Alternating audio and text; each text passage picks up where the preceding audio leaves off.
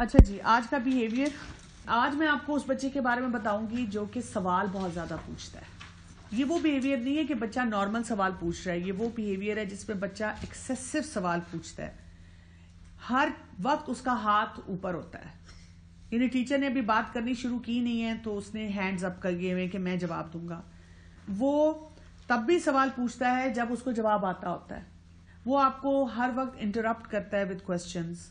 وہ کوسچن جب پوچھ رہا ہوتا ہے تو وہ آنسر کا بھی کئی دفعہ انتظار نہیں کرتا، اگلا سوال اس کا تیار ہوتا ہے.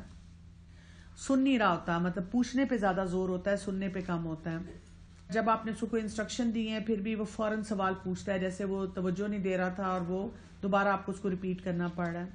کبھی کبھی آپ کو ایسے بچے کو دیکھ کے لگتا ہے کہ وہ لیسن نہیں سن رہا، وہ یہ سوچ رہا ہے کہ میں نیکسٹ کوسچن کیا کروں یا نیکسٹ بات کیا پوچھوں. اور یہ بچہ بہت زیادہ انڈیپینڈنٹلی کام نہیں کر پاتا کئی دفعہ. چلیں جی، اس سے کیا افیکٹ ہوتا ہے کلاس میں؟ ٹیچر کو کیا ہوتا ہے فیل؟ ڈسٹرپشن بہت ہو جاتی ہے کلاس میں، ٹھیک ہے، فوکس لوز کر جاتی ہے ٹیچر.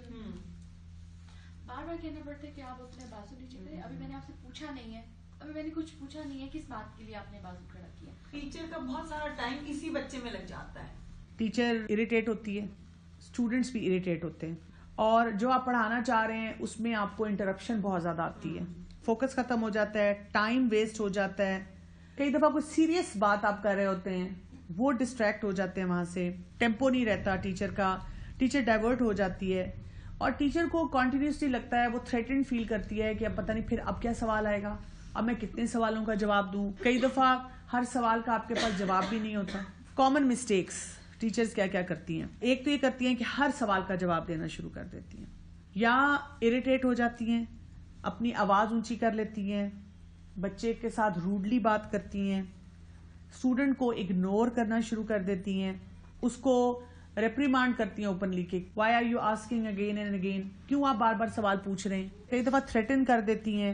اسٹوڈنٹ کے پوٹینشیل کو ریکگنائز نہیں کرتی اور ان کو یہ لگتا ہے کہ یہ بچہ نان سیریس ہے، جان کے یہ کام کر رہا ہے. اگر بہت زیادہ کوسچنس کے آنسر ٹیچر کو نہ آئے نا تو وہ خود بھی لیک آف کانفیڈنس بھی ہو جاتا ہے بہت زیادہ. بالکل، مطلب اس کو یہ فکر ہوتی ہے کہ میں اگر جواب نہیں دے سکوں گی تو شاید یہ اسٹوڈنٹ سوچیں گے ٹیچر اس کو آتا کچھ نہیں. اب مس بہیویئر کے کازز 4 ہیں. پہلا کون سا تھا؟ اٹینشن، پاور، ریونج اور لیک آف کانفیڈنس. اس میں کیا لگتا ہے جو بچہ بار بار سوال پوچھ رہا ہے کیا ریزن ہو سکتا ہے؟ اٹینشن. یہ بچہ جو ہے یہ اٹینشن سیکر ہے اور وہ چاہ رہا ہے کہ لوگوں کو پتا چلے آئی ایگزسٹ، میں یہاں پہ موجود ہوں.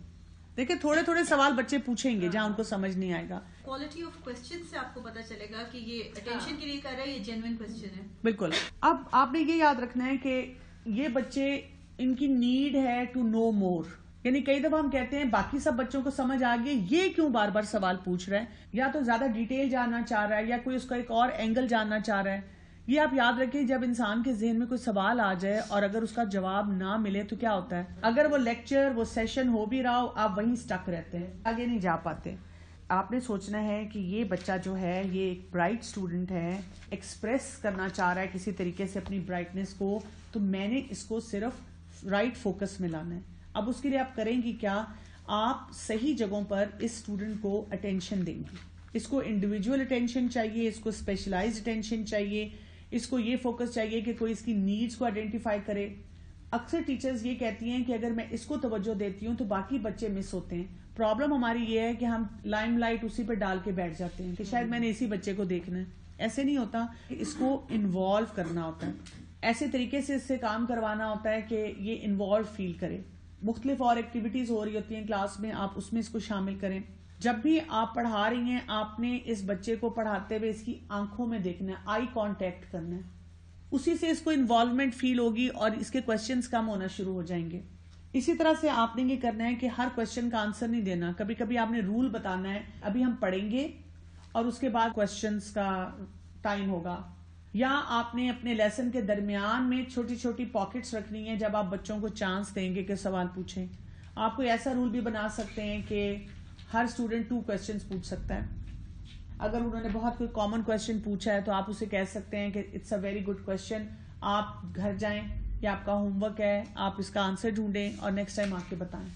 تو آپ بچوں کو ایک بڑے اچھے طریقے سے انکریج کر کے اس کو موٹیویٹ کرتے ہیں کہ اب آپ خود اس کا آنسر ڈھونڈو. اس سے پوچھ سکتے ہیں کہ آپ کا کیا خیال ہے. یہ بھی پوچھ سکتے ہیں کہ آپ کا کیا خیال ہے. بچے کو کسی ایک اسپیسیفک بک کی طرف بھی آپ ریفر کر سکتے ہیں. بچے کو آپ یہ بھی کہہ سکتے ہیں کہ آپ کے کوشچن بہت امپورٹنٹ ہیں, بہت انٹرسٹنگ ہیں, آپ کلاس کے بعد میرے پاس 10 منٹس کے لیے آ جائیں, وہاں میں آپ کو جواب دوں گی.